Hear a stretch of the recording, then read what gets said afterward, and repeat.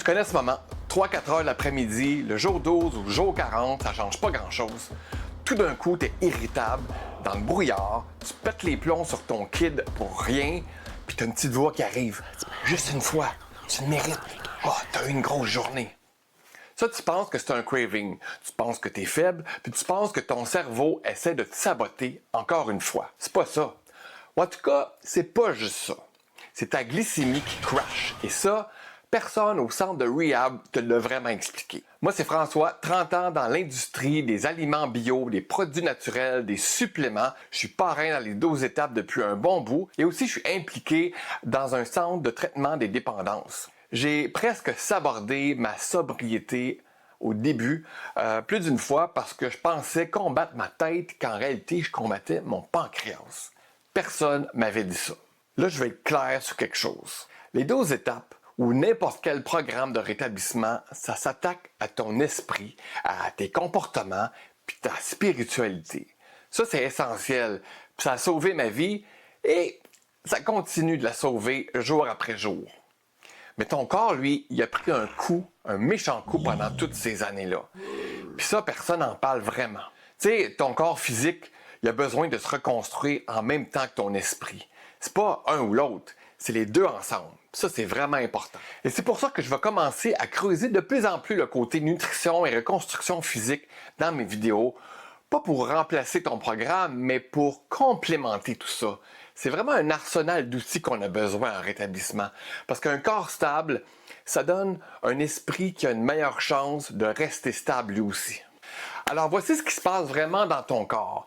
Quand tu consommais, puis ça peu importe la substance, ton corps s'est habitué au chaos métabolique. On dirait un nom de Ben. La glycémie qui monte en flèche, qui crash dur, le cortisol, qui est l'hormone du stress, élevé en permanence parce que ton système était constamment en mode urgence. Ton corps a appris à vivre comme ça. Là, tu deviens sobre, la substance disparaît du jour au lendemain, mais ce câblage-là dans ton métabolisme, ça se répare pas aussi vite. Donc, ta glycémie continue de monter et de crasher de façon instable, surtout si en plus de ça, tu skippes de repas, tu roules au café noir et juste à la volonté. Ce que la majorité d'entre nous ont fait en début de sobriété, parce que sérieusement, qui pense à bien s'alimenter quand tu es juste en train d'essayer de passer à travers la journée sans consommer? Puis là, voici le vrai kicker, celui que personne n'explique. Un crash de glycémie et un craving, dans ton corps, ça se ressent presque identique. Irritabilité, des petits tremblements, brouillard mental, comme si tu pensais à travers un nuage. L'anxiété qui monte sans raison apparente. Une vision en tunnel où tout d'un coup, la seule chose qui existe, c'est ce malaise-là. Tu sais, ton cerveau interprète ça comme quelque chose qui cloche grave. Fixe ça immédiatement. Puis le fixe le plus rapide et le plus connu que ton cerveau en mémoire, c'est exactement la substance que tu essaies de lâcher. Ça fait que non, t'es pas faible à 4 heures l'après-midi. T'es probablement en légère hypoglycémie, puis personne t'a jamais montré c'est quoi ça. Vivre ça sobre, sans la béquille chimique pour le faire disparaître en 2 minutes. Je veux juste insister une seconde sur pourquoi c'est particulièrement important en début de rétablissement. Ton système nerveux est déjà à fleur de peau. Tu gères déjà des émotions que tu avais l'habitude de geler.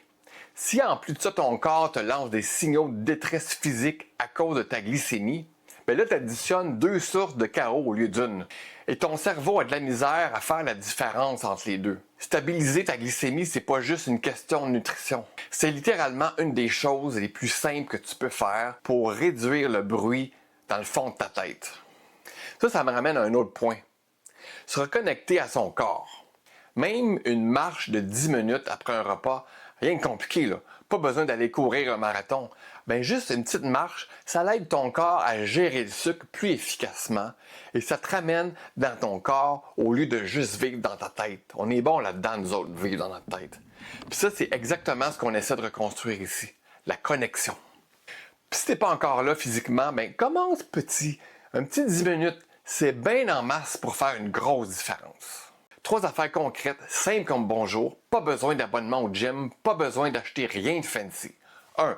Des protéines au déjeuner, dans l'heure ou 2 après ton réveil. Pas juste un café puis une barre granola, ça compte pas ça. Des œufs, un shake protéiné ou même du poulet de la veille au frigo. La forme, ça change rien. Mets de la vraie protéine dans ton corps assez tôt. Ça ralentit la montagne russe de sucre pour le reste de la journée au complet. 2. Quand tu manges, structure ton premier repas pour éviter le crash, pas juste le timing.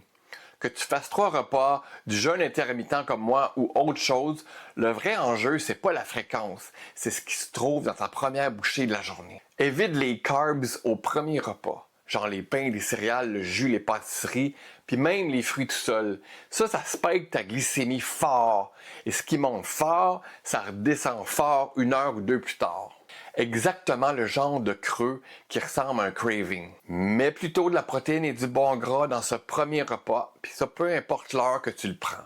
Et ton corps va rester stable beaucoup plus longtemps dans la journée. Puis une petite mention ici en passant, si tu cherches une alternative au café le matin, le yerba maté est vraiment intéressant.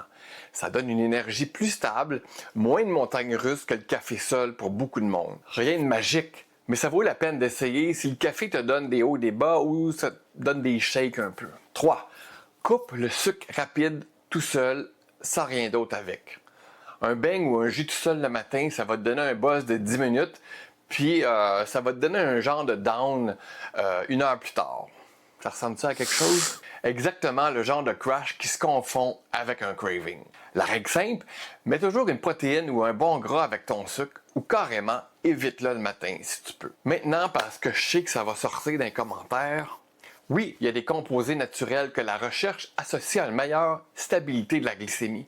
Exemple, la berbérine et le chrome sont probablement les 2 les plus étudiés. Là, je ne vais pas rentrer dans les détails mécaniques aujourd'hui, mais la littérature scientifique sur ces 2-là est bien réelle. C'est pas juste du marketing bien-être, là. Mais voici ce que je ne vais pas faire. Je ne vais pas te dire de courir en acheter, là. Je vais surtout pas te pousser une marque en particulier. C'est pas mon rôle, là. Et honnêtement, c'est pas sécuritaire de juste suivre un conseil sur YouTube. Puis je vais ajouter un avertissement important, surtout pour la berbérine. Tous les produits sur les tablettes sont pas égaux, loin de là. Il y a un problème connu d'absorption avec la berbérine. Plusieurs formes commerciales sont mal absorbées par le corps et finissent pratiquement inefficaces, peu importe le dosage écrit sur la bouteille. Donc si jamais ça t'intéresse, renseigne-toi sur la biodisponibilité du produit, ça c'est le terme à chercher, et surtout demande à un naturopathe ou un professionnel de la santé qualifié de t'orienter. Quelqu'un qui n'a pas d'intérêt à te vendre ce qui est sur la tablette, mais qui peut vraiment évaluer ce qui est efficace pour toi.